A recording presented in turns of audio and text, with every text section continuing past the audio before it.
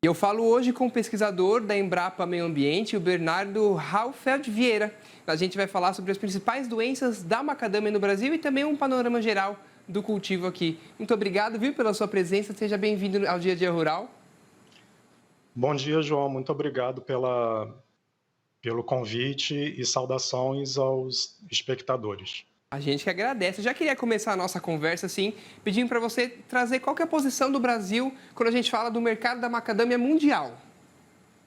Bom, o Brasil atualmente é o oitavo produtor mundial de macadâmia, né? O cultivo vem crescendo progressivamente aqui no país e é um mercado onde o produto que é vendido, que é aquela noizinha que nós conhecemos, ele é utilizado para muitas finalidades, né? Para panificação, aqueles drageados que são a noz macadâmia coberta de chocolate, por exemplo, e várias marcas de chocolaterias também utilizam muito a macadâmia para fazer bombons e outros produtos, né? Nossa produção então acaba ficando mais aqui para o mercado interno mesmo. Mais focada no mercado interno. Maravilha. E quando a gente fala de regiões, né? São Paulo, Espírito Santo e Minas Gerais, me corrija se eu estiver errado, são as principais produtoras. Por que eles têm esses estados, essas regiões como os principais produtores? Porque chegou por lá e lá ficou? Ou por conta de clima, solo da região? Isso, chegou principalmente em São Paulo, logo no início dos cultivos da macadâmia, e as empresas maiores no setor que se interessaram foram empresas da região Sudeste. Então, se estabeleceu principalmente aqui na região Sudeste. Em São Paulo é o maior produtor da noz aqui no Brasil, e também está começando a entrar na Bahia também o cultivo da macadâmia um pouquinho com mais força. Uhum.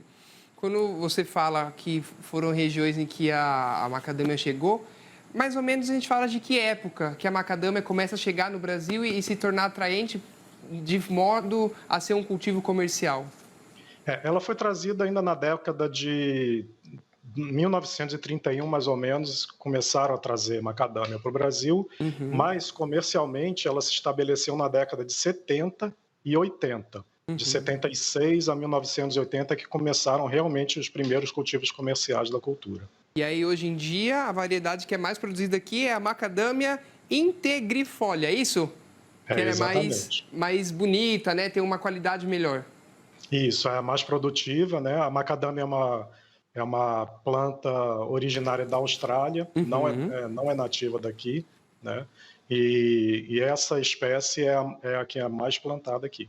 Agora, eu quero te perguntar, por que chegou há tanto tempo assim, né? Quando a gente fala de história no Brasil, por que só em 2018, né? A gente vai falar do estudo, só em 2018 que começou um estudo em relação às principais doenças da cultura começou a ser feito. O que estava acontecendo nesse espaço? Ainda não era muito forte ou ainda as técnicas que eram também importadas, a cultura é importada. Então, por exemplo, o que lá fora era visto que não dava certo, ainda era usado aqui, mas porque demorou tanto tempo, né, para que começasse então a se desenvolver um estudo em relação ao manejo de fungos, né, de doenças da macadâmia.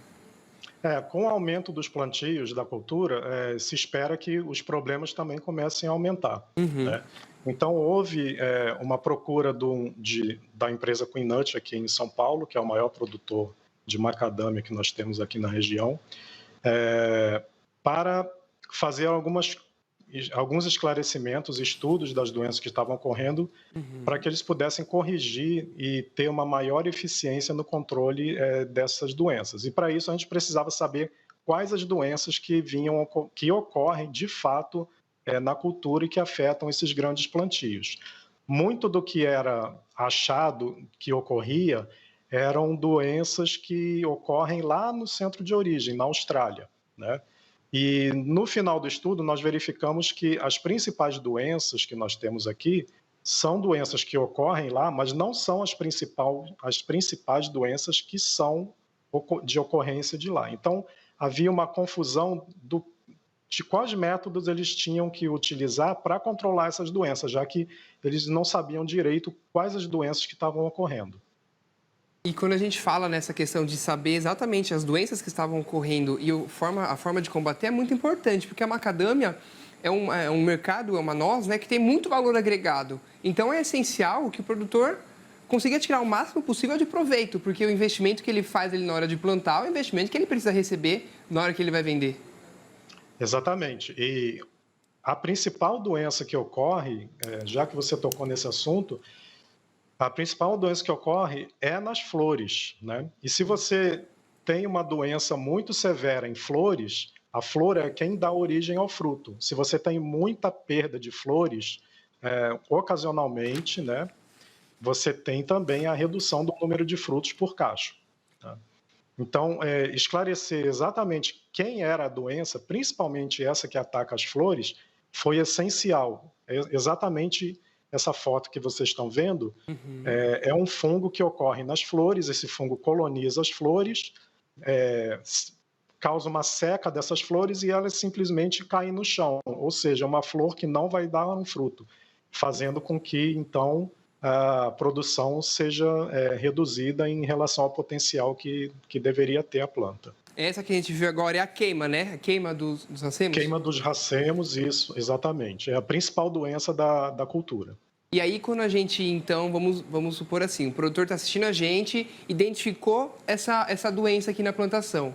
O que ele tem que fazer? Qual que é o manejo, então, a partir dessa pesquisa? O que é indicado a ele para cuidar disso? Eu não sei se tem como recuperar, se uma vez que pega, é igual, não sei, doenças do green, que pegou o pomar inteiro. Qual, então, o protocolo? A partir do momento em que identificou a queima na macadâmia, faz o quê? Essa doença, uma vez instalada, ocorrendo no campo, ela ocorre de uma forma generalizada, né? É Uhum. difícil você ter um racemo que não tenha a ocorrência desse fungo atacando as flores, né? Uhum. Ah, esse fungo, ele gosta muito de uma alta umidade, né?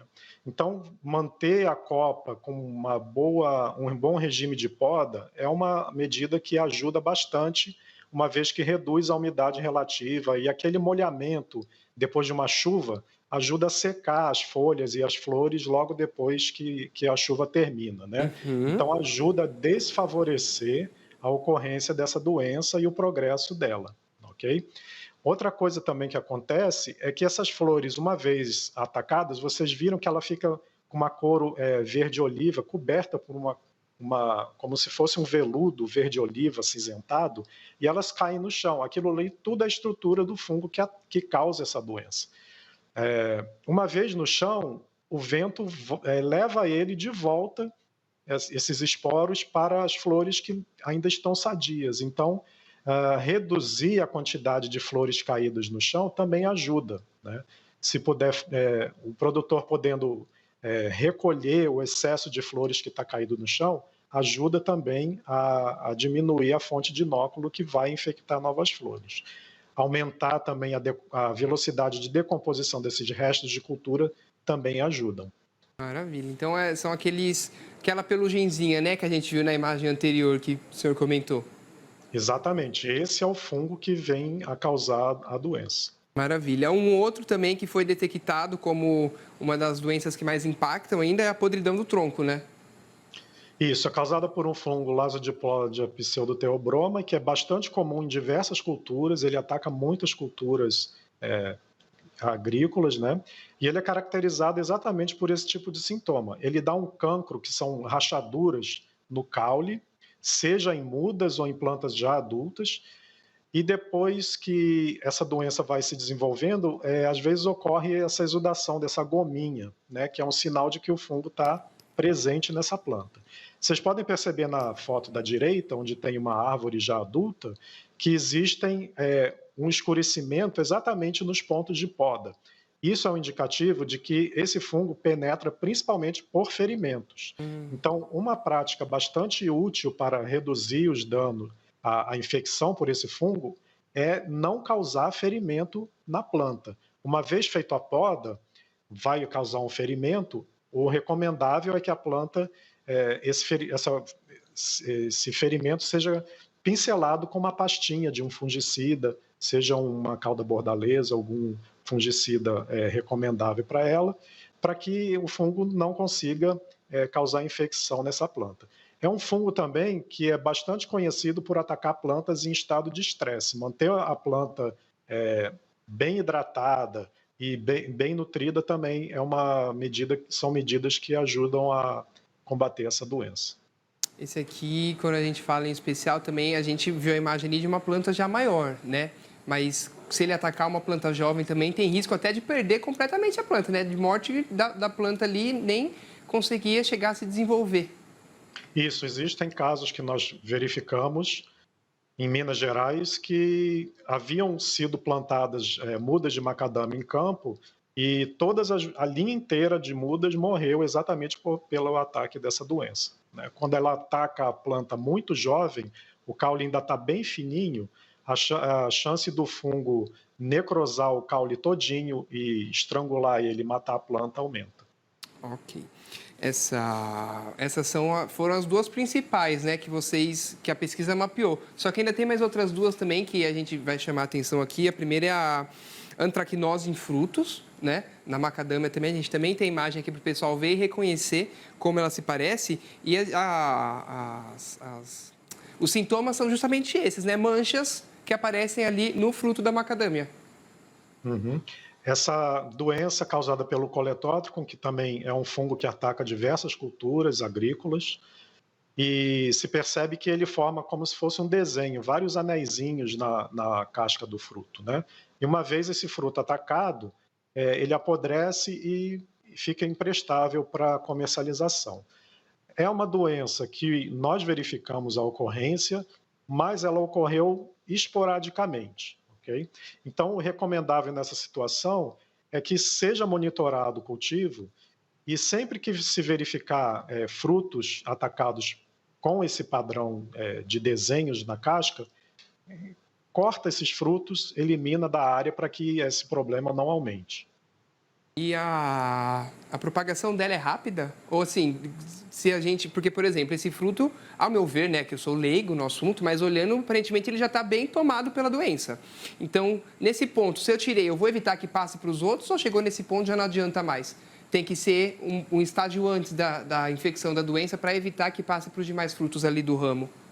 Ao começar a verificar que esse fruto está ficando com esse padrão, é interessante que seja logo retirado, né? Quando ele já está com esses desenhos, isso é um sinal de que o fungo já está produzindo esporos para atacar um outro fruto que ainda esteja sadio. Uma outra questão também importante é que esse fungo ele é bastante favorecido por ferimento na casca do fruto. O ataque de insetos, existem uma grande quantidade de insetos que atacam tripes, principalmente, que faz a raspagem de casca, ajuda esse fungo também a infectar os frutos, né? Então, o controle de insetos também é uma medida bastante importante no controle da antracnose. Então, assim, tão prejudicial e perigoso quanto as outras duas doenças, só que com menos incidência, né? Ainda bem. Ainda bem. A gente tem uma quarta doença aqui que já é a mancha foliar, que são manchas pontuais nas folhas, né, do pé de macadâmia ali. Não é o material que a gente recebeu diz que não é tão preocupante, mas ainda assim, caso um produtor identifique, o que tem que fazer? O que isso pode causar de prejuízo para a planta? Essa doença ela foi verificada ser bastante esporádica. Ela já tinha sido relatada no Brasil por um outro grupo, lá do Paraná, né? Mas realmente ocorre em baixíssima intensidade, as folhas com pouquinhas pintas, uma ou outra planta e com poucas folhas com esse tipo de sintoma. Então, no momento, não seria uma doença preocupante. Nós não verificamos doenças foliares que sejam preocupantes na macadâmia no momento. Tá? Mas a mesma situação. O agente causal dessa doença, que é um Neopistolotiopsis, ele gosta muito de umidade alta também. Então, a mesma prática recomendável para o controle da queima dos racemos nas flores, que é manter a poda em dia para diminuir a umidade dentro da copa, ajuda também a controlar essa doença. A gente está falando aqui bastante das doenças fúngicas, né? Tem alguma questão de curiosidade, tem alguma praga também que é dor de cabeça ainda para macadâmia? É igual uma broca, né? Que tem broca do algodão, broca, enfim. Mas tem alguma praga também que é dor de cabeça e causa prejuízo para os produtores? Existe. Tem um outro grupo aqui da Embrapa, da unidade também, que participou de um outro plano de ação, só estudando as pragas da macadâmia, e eles acharam uma quantidade enorme de pragas que atacam essa cultura. Percevejos, lagartas, brocas, tripes, e realmente eles são bastante preocupantes. O trabalho deles está ainda em fase de compilação e conclusão dos dados, e em breve deve sair material a respeito.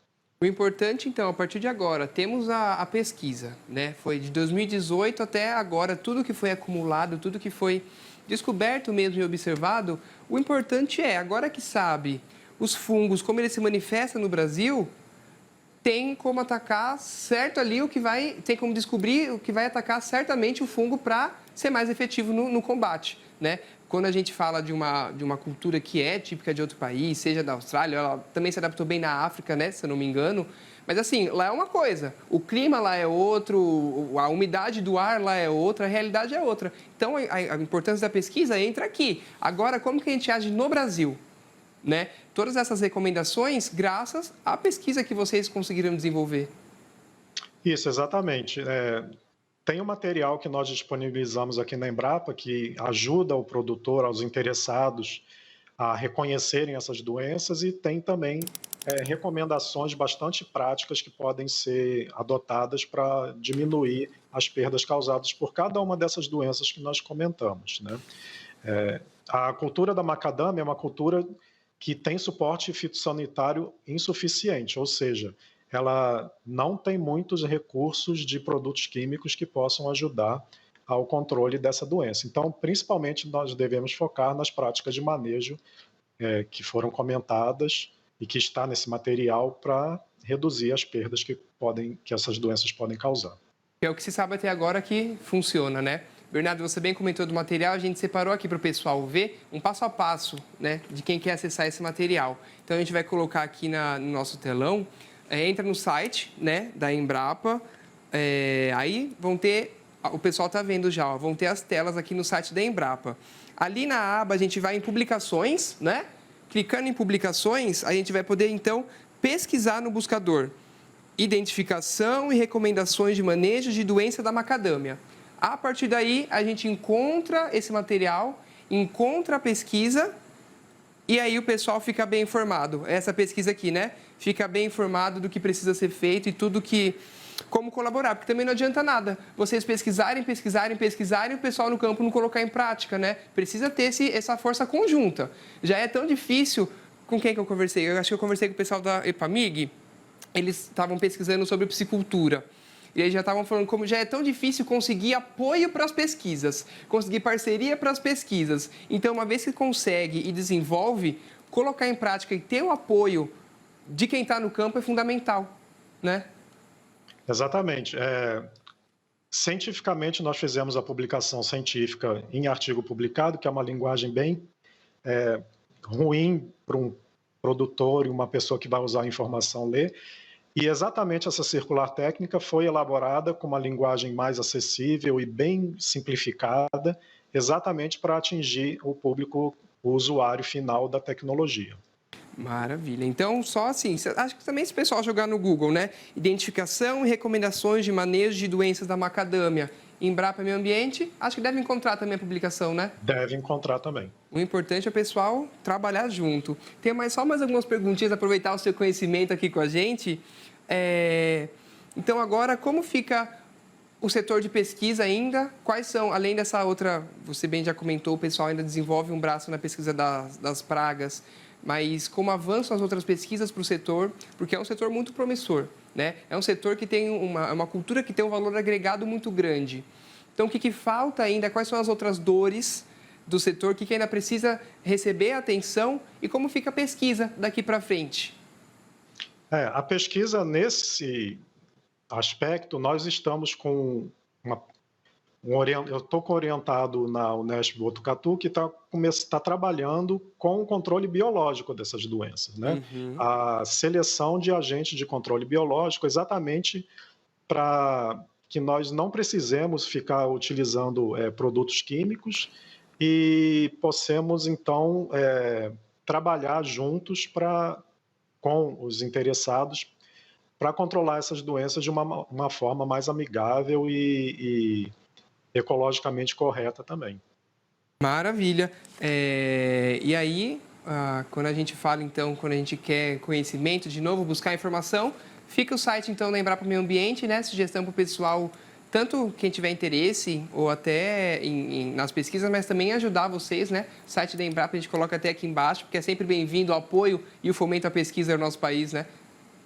Com certeza.